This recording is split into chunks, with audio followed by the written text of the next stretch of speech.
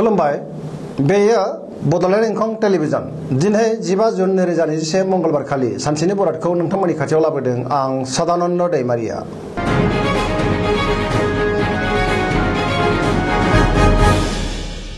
सिगां फरायनो लादों मेष राशि गिबि हांखो अ ल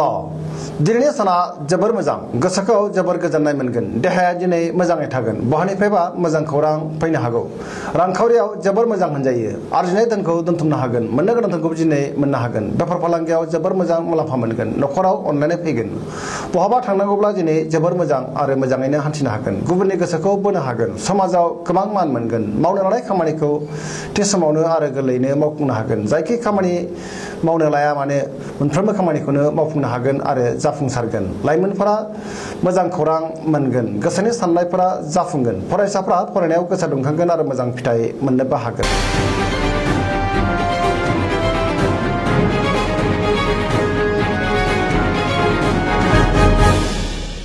वृष राशि गिबि हांखो इ उ ब दिनैनि साना बारा मोजां नङा गोसोखौ जोबोर उसुखुथु मोनगोन गुबुननि थाखाय खहा जानांनो हागौ सांग्रां जानाया गाहाम गोसोआव जिंगाया बांगोन गोसोनि बोलोआ लोरबां जागोन मावनो लानाय खामानिखौ थि समावनो मावफुंनो गोब्राब जागोन समाजाव मान मोननो हागोन रांखावरियाव मोजां बेफार फालांगियावबो मोजां होनजायो बहाबा थाङोब्ला सांग्रां जानाया गाहाम जाब्रबथायनि आसा दङ नखराव बिसि फिसायनि गेजेराव अनलायनाय फैगोन देहाया दिनै मोजाङै थागोन अब्लाबो नाथाय जानाय लोंनायाव सांग्रां जानाया गाहाम गुबुननि हेफाजाब मोननाय नङा नेगेटिभ एनार्जिनि गोहोम गोग्लैगोन जायखि खामानि मावाबानो मोजाङै सानै हयै मावनांगोन।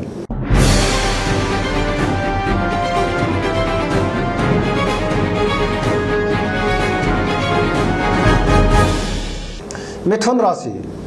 दिनैनि साना मोजां आरो गाज्रिनि गेजेरजों बाबेनलांगोन गोसोनि लुबैनाया बांद्राय जागोन सोरबा लोगोनिफ्राय हेफाजाब मोनैनि जाहोनाव गोसोखौ जोबोर लोरबां मोनगोन देहाया दिनै मोजाङै थागोन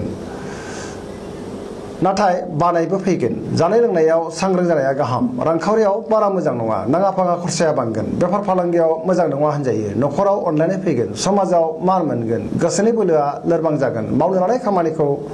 मावफुंनो गोब्राब जागोन गोसोनि साननायफोरा देबर नांगोन धोरोमारि बिथिङाव गोसो दुंखांगोन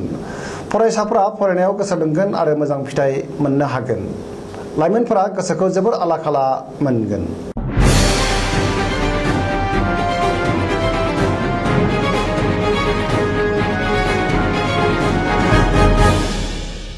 कर्कट राशि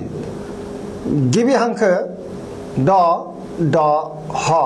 दिनैनि साना जोबोर मोजां गोसोखौ जोबोर गोजोननाय मोनगोन मावनो लानाय खामानिखौ थि समावनो आरो गोरलैयैनो मावफुंनो हागोन रांखावरियाव जोबोर मोजां होनजायो बेफार फालांगियावबो जोबोर मोजां मुलाम्फा मोनगोन देहाया दिनै मोजाङै थागोन अब्लाबो जानाय लोंनायाव सांग्रां जानाया गाहाम गुबुननि हेफाजाब मोनगोन नखराव अनलायनाय फैगोन गोसोनि साननायफोरा जाफुंगोन सोरनिबा हेफाजाब मोनगोन बिमा बिफानि अननाय आरो बोर मोनगोन गोसोनि लुबैनाय आरो हास्थायनाया जाफुंगोन पजिटिभ एनार्जिनि गोहोम गोग्लैगोन।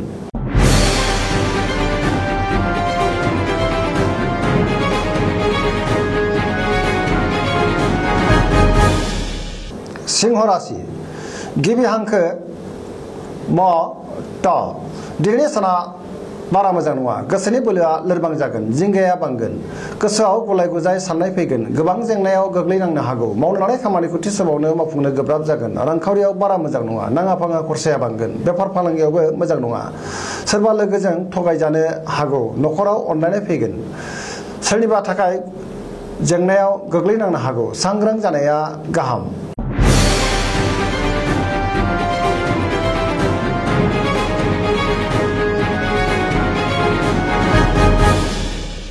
कन्या राशि गिबि हांखो प ट दिनैनि साना बारा मोजां नङा गोसोखौ जोबोर गोनो गोथो मोनगोन सुथुरा बांगोन गावखौल' साननो रोंगोन गुबुनखौ मान होनो रोंनाय नङा गुबुननि गोसोखौ दिनै बोनो हानाय नङा बहानिफ्रायबा हरखाबै गाज्रि खौरां मोननो हागौ गोसोआ दिनै अहंखार जागोन रांखावरियाव बारा मोजां नङा नाङा फाङा खरसाया बांगोन मोननो गोनांखौ दिनै मोननाय नङा बेफार फालांगियावबो खहा जानांनो हागौ देहाया दिनै मोजाङै थागोन नखराव अननानै फैगोन सेंग्रा सिख्लाफोरा गोसोखौ जोबोर दरसि दरसि मोनगोन आरो आला खाला जागोन फरायसाफ्रा फरायनायाव गोसो दुंनाय नङा नेगेटिभ एनार्जिनि गोहोम गोग्लैगोन।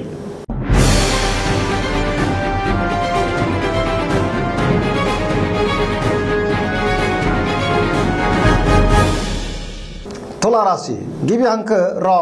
ट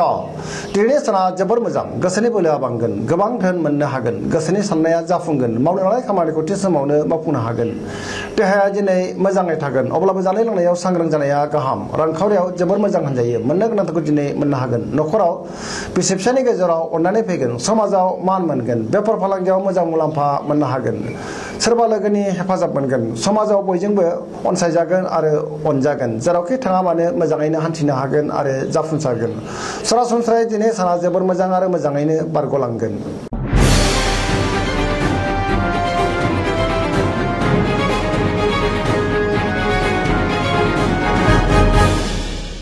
वृश्चिक राशि गिबि हांखो न स दिनैनि साना जोबोर मोजां गोसोखौ जोबोर गोजोननाय मोनगोन मावनो लानाय खामानिखौ थि समावनो मावफुंनो हागोन गोसोनि बोलोआ बांगोन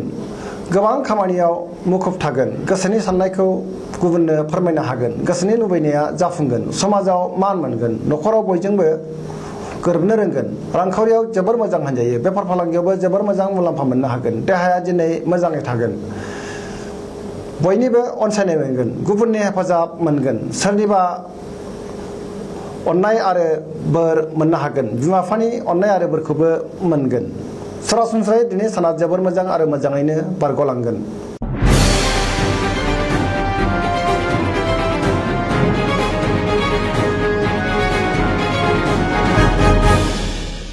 धनु राशि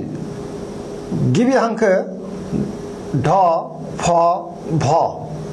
दिनैनि साना मोजां आरो गाज्रिनि गेजेरजों बाबेनलांगोन गोसोआव बोलो बांगोन मावनो लानाय खामानिखौ थि समावनो मावफुंनो हागोन गोसोनि साननायफोरा नाथाय देबोरबो नांगोन रांखावरियाव मोजां बेफार फालांगियावबो जोबोर मोजां होनजायो समाजाव मान मोनगोन देहाया दिनै नाथाय बारा मोजां थानाय नङा गोबां रोखोमनि देहायारि जेंनाजों मोगा मोगि जानांगोन नेगेटिभ एनार्जिनि गोहोम गोग्लैगोन नखराव अनलायनाय फैगोन बिदा फंबायजों मोजां सोमोन्दो थागोन बिमा बिफानि अननाय आरो बोरखौ मोननो हागोन फरायसाफ्रा फरायनायाव गोसो दुंखांगोन आरो मोजां फिथाइ मोननोबो हागोन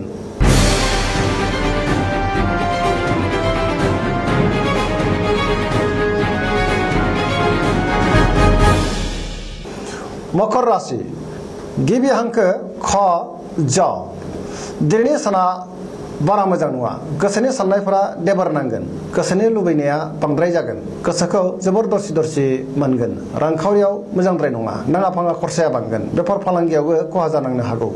नखराव अननानै फैगोन बिदा फंबायजों मोजां सोमोन्दो थागोन बिमा बिफानि अननाय आरो बोरखौ मोनगोन गोसोनि साननायफोरा देबार नांगोन नेगेटिभ एनार्जिनि गोहोम गोग्लैगोन गाहाम साननो रोंनाय नङा गोसोआ दिनै अहंकारबो जागोन सोरजोंबा नांलाय खमलाय जानोबो हागौ सांग्रां जानाया गाहाम गुबुननि हेफाजाब मोननाय नङा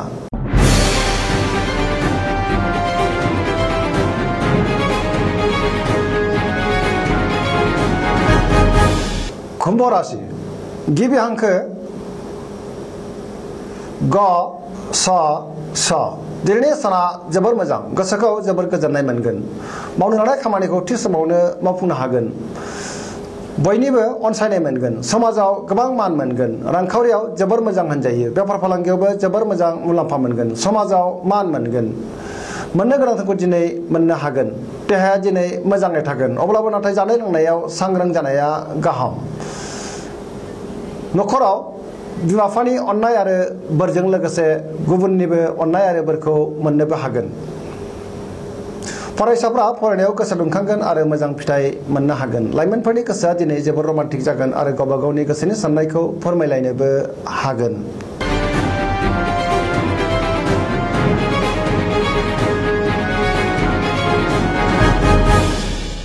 मीन राशि गिबि हांखो ड स दिनैनि साना जोबोर मोजां गोसोखौ जोबोर गोजोननाय मोनगोन गोसोनि साननाय आरो लुबैनायफ्रा जाफुंगोन मावनो लानाय खामानिखौ थि समावनो आरो गोरलैयैनो मावफुंनो हागोन देहाया दिनै मोजाङै थागोन रांखावरियाव जोबोर मोजां होनजायो आरजिनाय धोनखौ दोनथुमनो हागोन बेफार फालांगियाव जोबोर मोजां मुलाम्फा मोननो हागोन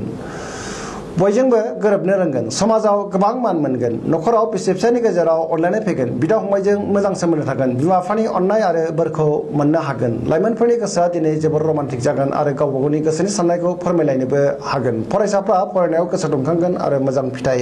मोननो हागोन दिनैनि राशि फरायथिनाया एसेनोसै जोबनायाव बेखौनो खावलायो जाहाथे नोंथांमोना सानफ्रामबो जोंनि बे बड'लेण्ड इंखं टेलिभिजनखौ नायबाय थायो आरो साबस्क्राइब खालामो। एसेनोसै गोजोन्थों।